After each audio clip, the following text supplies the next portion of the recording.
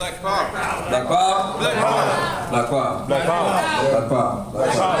What's your name? You Ali? Yeah, that's right. Ali. I'm Ali, brother. How you doing? You heard a lot about you. Yes, sir. Yes, sir. Yes, sir.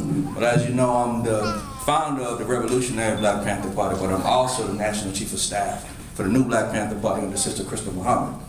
The question that I have is some hard questions. One of the questions is as far as the martial law regime situation. Okay, we were talking about unity and division among and factionalism.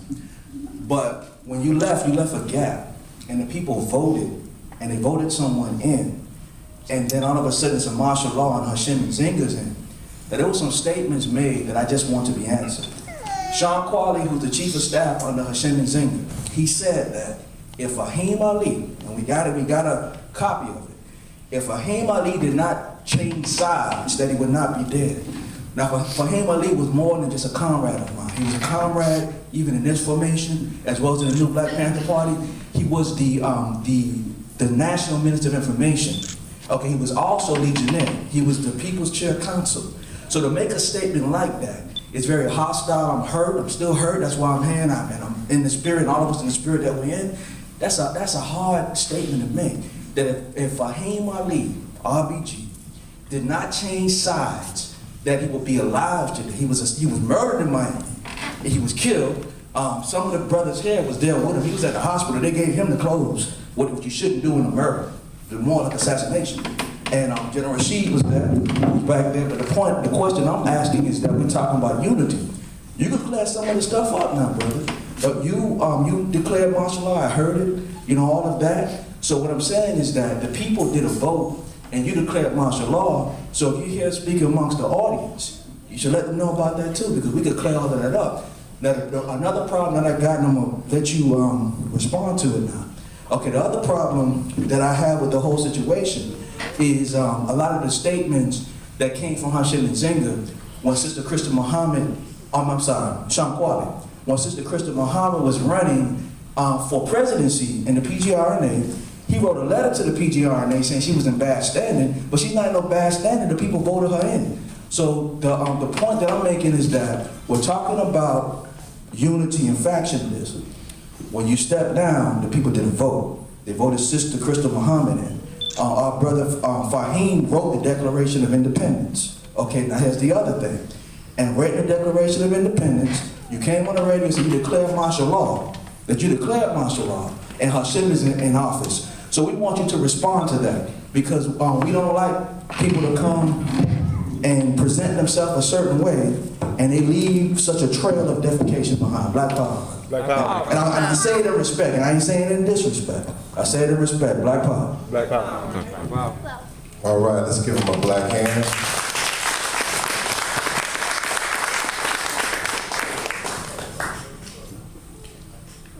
All right, let me, I'm gonna address these one thing at a time. Brother says that Brother Ali, who's over the revolutionary, well, you No, Fahim Ali was the National Minister of Well, you Ali, right? I'm Dr. Ali Muhammad. You're Dr. Ali Muhammad. Yes, sir. You've been the head of this group of Black Panthers for some time now. That's right. Even long before. Even when I was the chairman of the new Black Panther. Correct, sir. Okay, all right. I'm just trying to get all my facts straight right here. Okay. All right, so I can get it right. All right.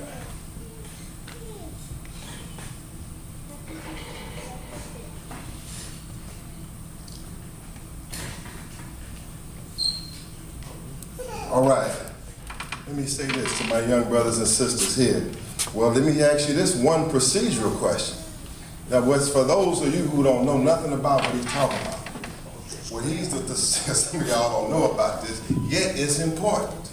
Because when I speak earlier about what I call factionalism, splits and divisions, which is rampant in the black community, this happens to be one instance of that.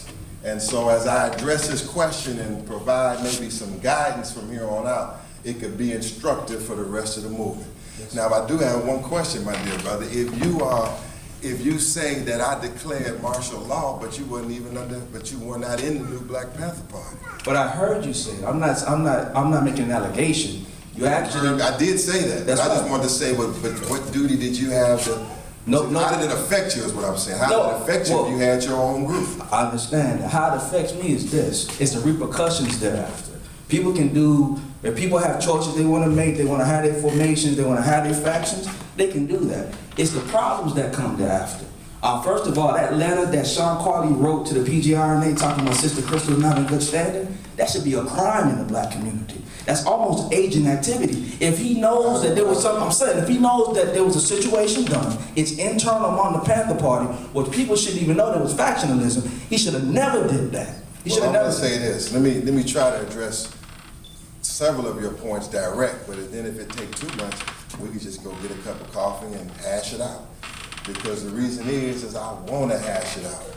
Because I do as the chairman emeritus, what is called the chairman emeritus, or the person that was the chairman for 12 years. I still bear responsibility for what happens in the Black Panther movement. I don't want to see it, even though it had some fractions before that, largely under my leadership, it was intact. Then when I am not the chairman, it gets further split and further arguments and disagreements, misunderstandings, which we want to avoid. We want to avoid all that, and to be honest, I really want to have a role in uniting the whole Panther movement and clearing up misunderstandings. So I'll try to, within the course of these couple of answers, answer you direct, but if not, I'm willing to take more time because I've studied you. I have, even in determining my chairmanship, I studied what you were doing, and I know that you believe in that Black Panther. And I believe in black unity. So it's all right, we're gonna get through it, and if not, we take more time. We can take more time to get to it. Because my brothers, we got brothers. And I want you to know this about Sean Qualley. He is one of the best. Sean Qualley is the National Chief of Staff for the Panther Party. And you can see him on Facebook, or you can hear him on Black Power Radio, which is on tonight. And you know, many know or know about Minister Sean Qualley. Sean Qualley, brother, is one of the best men that I have ever worked with. He's one of the most pure-hearted men I ever could work with. I'm going to go into what you say he said and all that, but I just want to tell you, just as a supervisor, as a man that supervised him, and how he dealt with me and other people, I saw him a very principled person. Okay, now you get to another subject. I'm Sister Crystal's National Chief of Staff. Yeah, but then I'm going something I really don't want to go into, but I'll go into it this way. Have a seat. Can y'all just relax with me for a minute. It's all good. In fact, I'm going to match you on that. Just listen to this for 1 second. All right. Now, I'm not going to say anything adverse about Crystal Muhammad, because that would do what? That's only going to contribute to it, right? I worked with Crystal Muhammad for years, but when I got ready to say who my successor was in the Panther Party, I did not name Crystal Muhammad as that. I named my Chief of Staff, Minister Hashim Nzinga. And you're right, I did say that this is the way it is. But the reason why I said this was the way it is because I didn't want to see what's happening now. You know, now you say that people had a vote, and my interpretation would be that a few people had a vote. Couldn't have been all of the Panther Party, had to be the ones that didn't disagree, that didn't agree with my choice as my successor. So then Crystal Muhammad for a moment became, what was she? She became the chairwoman for a while. Now from what I've understood, of her own faction, similar to the way in the Nation of Islam, what's a comparable situation? It's comparable. Yeah, it's well, that's a good comparison. Even though the Honorable Elijah Muhammad and the Nation of Islam under Louis Farrakhan, the Nation of Islam, you know, but those who really know that there are other Nation of Islams, and they contended with Farrakhan. They did not accept Minister Louis Farrakhan as successor to the Honorable Elijah Muhammad. Many of them did. People that follow Silas Muhammad did not accept him, and even today there are other ones. There's Solomon, the prepared one. There's another man out here calling himself the Son of Man, Marvin Muhammad. For many years there was the elder, come on, give me the elder, John Muhammad. Minister John Muhammad, one of the pioneers, the brother of the message. Okay, so what happened? You have an icon, the Honorable Elijah Muhammad. You have the successorship to his son. Because when you say the Nation of Islam under Minister Farrakhan, say he's the one, but there's a whole nother group that say Wallace is the one, or who they call him Imam Warithuddin Muhammad. I've tried to call him Imam Warithuddin Muhammad, and I'll still try. But I'm inclined to say Wallace because I disagree with his politics. Okay, so there were splits, is what I'm saying. Same, Nation of Islam much bigger than us, but it's still splits and disagreements and misunderstandings. So I want to say this, in order to prevent what I thought would be to prevent splits and fractions and disagreements, I wanted to appoint one man. And then, if you really listen to them tapes and all that carefully, I tried to set up a vote. If you really go back on the record, for the last broadcast I did, I tried, and it was actually not broadcast, it was private conference calls. I tried to set up a vote. I even set up a voting committee to arrange an election. We had an election committee, but before I could even get the election committee off, one group broke in one direction, one broke in another direction. And so Sister Crystal Muhammad at some point declared herself to be the chairman of the other Panther Party, right? She was voted in. Okay, let's just say she was voted in. But according to what I know now, she been voted out. Am I right? Yeah, that's not true. See, but that's another fact. Yeah, that's not true. See, but this is what I'm saying. I'm just, even if that ain't true, this is what come to me, right? I mean, maybe you got something new. We could share it in private or whatever. But y'all can, even though y'all don't know these people, there's a lesson in what we're going through right now. It's a lesson in our movement.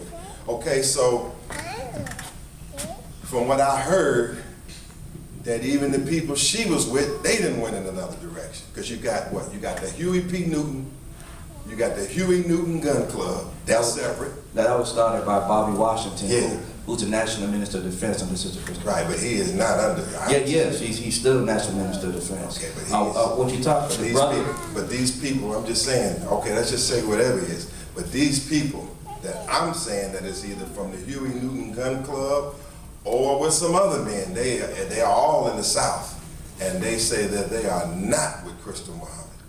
Now, I'm not knocking Crystal Muhammad.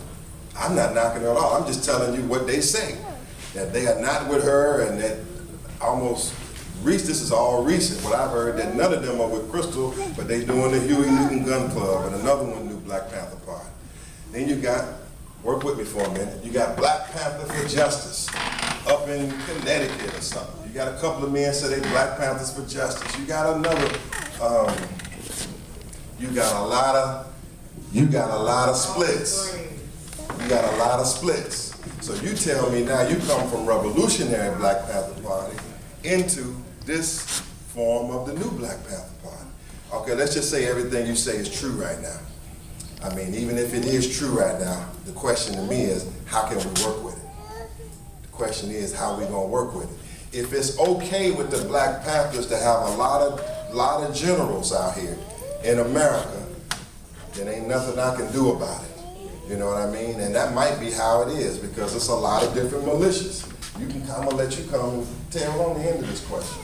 Because there's an example, by the way, the new Black Panther Party and the Black Riders work together, then maybe we can work all this out. Let me get you this one point. Let me get you this one point on Sean Quali, so I don't lose that point. Sean Quali is a good man. Now, if you say that Sean Quali sent a letter to the Republic PGRNA about her not being, and I can verify that brother right there. He's one of the PCC council. Okay, but let's and General Rashid is here too. But what if that was true and he had the official capacity to issue that order? If he is the chief of staff and he declares that anybody in the organization is not in good standing when asked by another organization who she's trying to join, does he not have the right to state it according to his official capacity? Not if he's a martial law declared chief of staff and the people voted the sister in as the chair. Well, then when you say people vote, then I'm going to challenge people vote, because I don't know, people vote. There was a summit. Then I'm going to challenge the court. There was a summit amongst the people that were dissatisfied. It was not a summit amongst any of the members of the New Black Panther Party. I know. But brother, word for word, you said, I got you niggas. Y'all, I'm gonna declare martial law. Y'all did a vote, but I don't agree with the vote. I'm gonna declare martial law. That's what you said. Well, no, I didn't say I didn't agree with the vote because I didn't know about no vote. This is before y'all had that son. I said I'm declaring martial law. I did say that. And I stand behind that because if I'm a general, I'm not gonna sit up here and ask you who should lead. I'm going based on my knowledge and my experience, tell you what's happening. And then, not only tell you what's happening, but I'll do you one better. I'll even bring you in and listen to you. See, but you don't know something. I've been knowing Crystal Muhammad way longer than you. And I know her much deeper than you. I know Crystal Muhammad well. So I'm not going to go on no tape and talk against Crystal Muhammad. What I'm going to try to do is talk for procedures, right? Now, you're a general, right? Yes, sir. You seem like if you in Revolutionary Black Panther Party and you came into New Black Panther Party, you seem like a man that would even subordinate his own stars and bars for a process that's bigger than yourself. Am I right? Well, seem like it. But if you're dealing with black unity, and when you're talking about uniting together the parties, first of all, there was a summit done in October, okay, October of 2014. At that summit, we talk about the Black Rider, General Taco, Chairman Fred, many people were united. We had something known as the Panther Alliance, where we wanted to unite all the Panther parties under a respected banner, where people can have their formations, but it's a respected united banner. That was one thing I was supposed to unite. But the point is that when you're dealing with unity, the same way you had Kwame Ture, who's really the founder of the Black Panther Party, as you yourself know, and he was a member of many different formations of Black Power. That's right. He was still the ambassador under Bobby and Huey P. Newton. I'm a brother, I'm a member of a lot of things. I'm in the PG. Well, I mean, I don't know what my standing is because I'm a strong brother. And I said a lot of different things about the president of the PG. I called him Alvin Clown because I didn't like the way he did things. They stole the vote. We got 600 votes, they didn't count a damn thing. So the point is that I'm in many different formations because I believe in black unity. And I support the sister because, let me tell you something. Brother Fahim, as you know— You're the only man, now you're the only man I met in America that is this strong, Crystal Muhammad. I ain't met one man in America and not one audience or even a phone call or email to me that has stood up for Crystal Muhammad. You're the first man that's done that. And I have to be honest, as a soldier, I would question you on that. And I'm gonna answer that. First of all, what we gotta deal with, this goes to everybody in here. We gotta deal with the damn white supremacist chauvinism and misogyny that masquerades in blackface. That's number one. So the 65 men that back down and bow down and don't want to support assistant leadership, they need to check their damn self. And the people that actually divided Kahar and them Negroes and Yang and Krumah, those are 4 Negroes. Now stop right there. Yeah. Just name another faction, see? But I'm saying the ones you mentioned tonight that you said supposedly separated and got their own, those are 4 people out of a central committee of 16 people. What I just learned is that them people is the people that you Who includes Khadijah. Now, what about this? Hannibal got locked up. What was your statement? Oh. Let Khadijah defend him, right? No. You a lawyer. That's not true. Hannibal got 25 years. You said let Khadijah, you know what I'm saying? You said let Sister Crystal. Excuse me. First of all, I can't do this all night.